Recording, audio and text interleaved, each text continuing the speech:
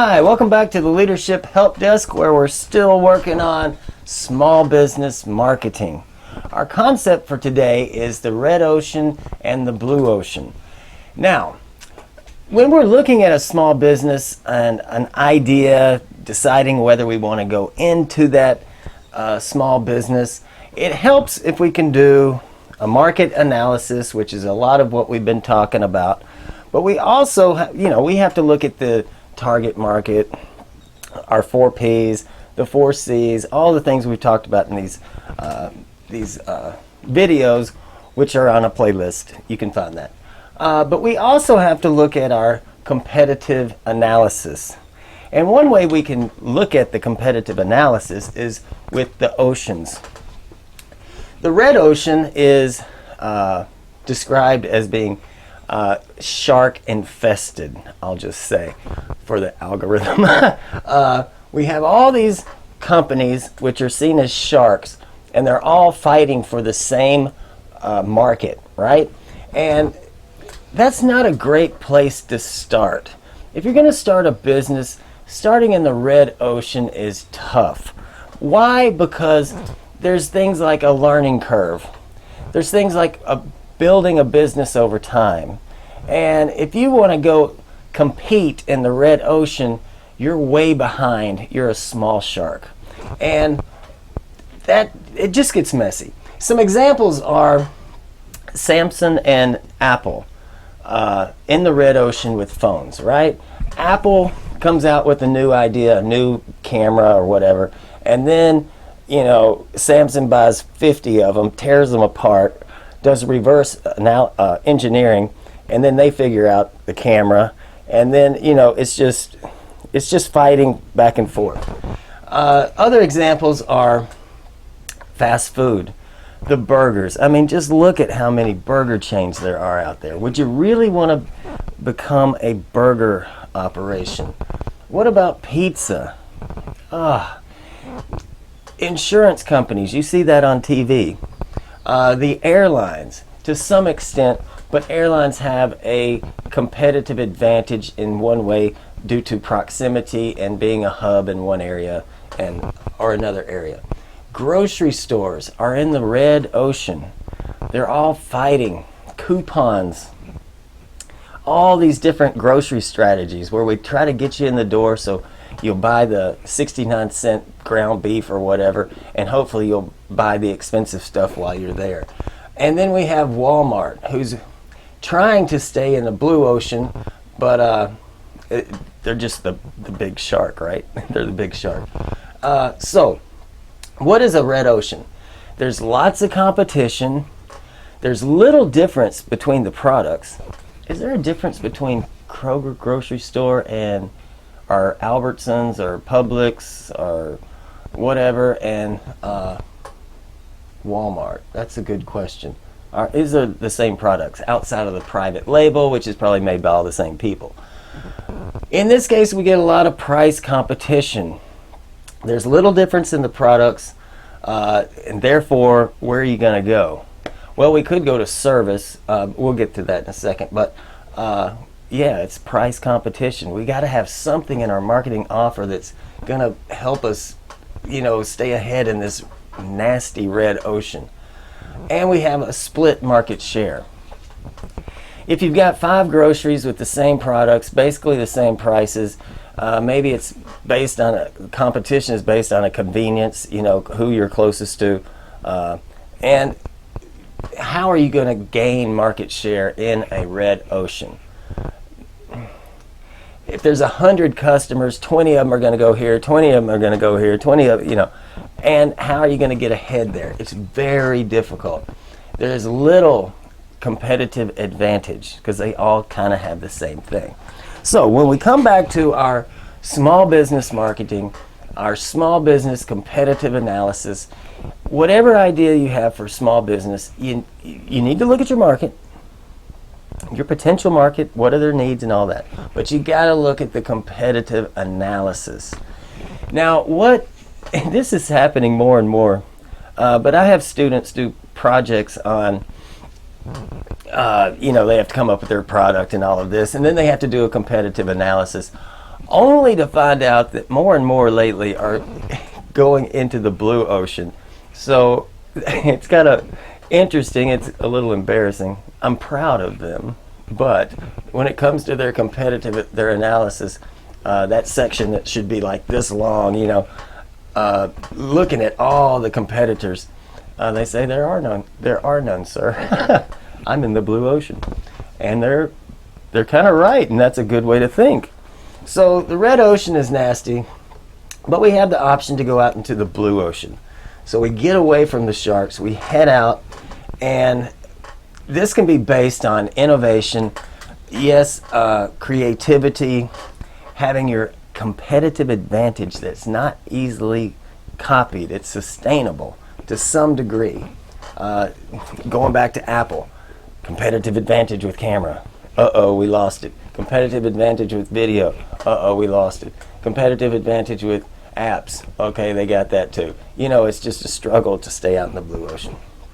So through innovation and creativity, we can try to attempt to stay in the blue ocean where there is no direct competition or very little. But the question is, how long will the competitive advantage last? With Apple and Samsung, it seems like about 6 weeks.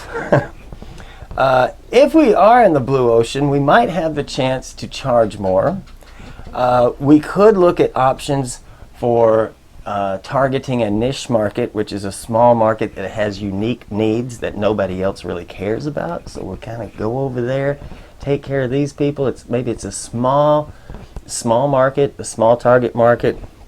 We address their needs as much as possible, and it's such a small market that the big sharks don't really even care about it. They just swim right past it. And also going out into the blue ocean could include equipment. So do we want to be in fast food? I don't think anybody's going to be insurance or airlines. Have a quick stop. Man, even the food trucks are out there. Gas stations, convenience stores, dry cleaning probably is a red ocean, battling over prices and keeping costs low so we can become the preferred supplier of dry cleaning. It's just tough. So when I look at blue ocean, I'm reminded of the ship engine guy. That's a story that somebody sent me, and it's kind of funny. The ship is fully loaded, and they're trying to take off to go across the ocean, and the engine won't start. And they're going, So they call up a person, they can't fix it. They call up the next guy, they can't fix it. Call up the next company, they can't fix it. So they call up this guy, and he says, oh yeah, I can fix it. So he goes down into the engine room, and he takes his little toolbox, and he sets it down, and he pulls out his hammer. And see, nobody can fix this engine. And so he says, turn it over,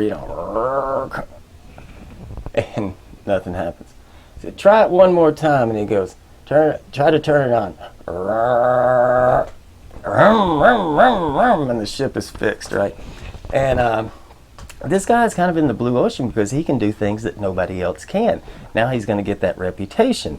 He's left all the sharks, and he's got the talent to fix weird engine problems. So the guy bills the company, the ship takes off, he bills the company later for $1,000, $1,004.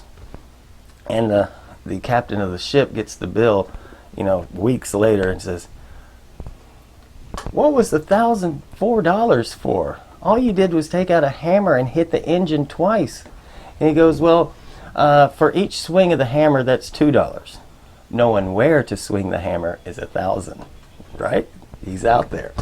There's also, when I was coming up with this, I remembered the war back in '92, Iraq. Well, anyway, they were setting the oil rigs on fire, so you had oil pits that were just on fire, and they're squirting water at them. They can't get anything to get them out. And so there was this. I remember there was this famous guy who had the trick. He was in the blue ocean when it came to rigs, oil rigs and fires, and he would basically put dynamite in there somehow, blow it up, and then that would put the fire out. And it seems like I remember my dad saying he gets $1 million a piece. Look at Dirty Jobs. Just go watch Mike Rowe. That's a great inspiration for small business and what you can do that nobody else wants to do. That would put you in the blue ocean.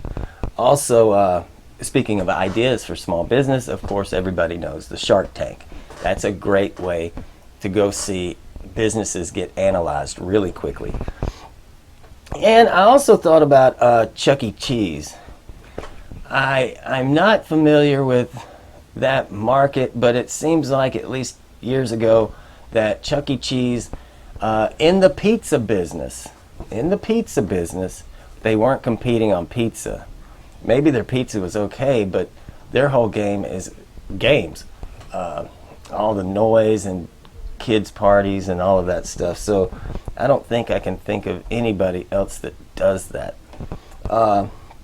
Also, you could probably put Disneyland in there when you combine their brand, their experience, their locations, just the learning curve from years and years and years with all the rides, all the cash behind it. Yeah, I'd say that they're in the blue ocean. So ways that you can get into the blue ocean or try to propel yourself into the blue ocean are service quality. We've talked about that in your market offering, and just adding, well, I got it down here too, personality and service quality. That could send you into a realm that nobody gets. If you've been around the block like I have, been out on the lawns, you see that some of these knuckleheads, these snakes, they call themselves professional because they have contracts. And I have people come up to me and say, you know, that guy wanted me to sign a 12-month contract for so many $1,000s. I said, why would you need a contract to get your yard taken care of? I'm your guy. Personality, flexibility, takes you out to the blue ocean. Let all those sharks that don't have any real professionalism. Professionalism to me is service quality and having a personality and getting to know people. That's what professional is to me. Culture and management style. Oh, if you see all the sad faces and all the places out there, if you had a great management style and built a great culture where employees loved coming to work, they love serving the customer, you could differentiate yourself from these people over in the red ocean and become something different. Your point of differentiation is your culture and your happy employees. Of course, there could be secrets. How long will they last? And also, blue ocean could relate to proximity because you would be the only game in town. And if that took a lot of investment, then that might be sustainable for a while. In fact, when other people analyzed the situation and they wanted to move into your territory, they'd probably say, not gonna try it. So, the red ocean and the blue ocean, where do you want to be? You want to be in the blue ocean and figure out a way to stay in the blue ocean so you don't have to compete on price so much. You can kind of have the market to yourself, and when you have it to yourself, you almost have a little monopoly. But only a fool would take advantage of a monopoly. You got to treat people right and maintain where they're happy with that monopoly. That's a Deming quote, by the way. All right, so small business marketing, doing a competitive analysis using the concept of the red ocean and the blue ocean. Steer your ship out to the blue ocean. If you enjoyed this video and you want to see more marketing videos, check out the playlist on the YouTube channel. Subscribe. Clickety-click the like. I need some likes. I need some likes. And thank you for your time. I hope you benefit from this.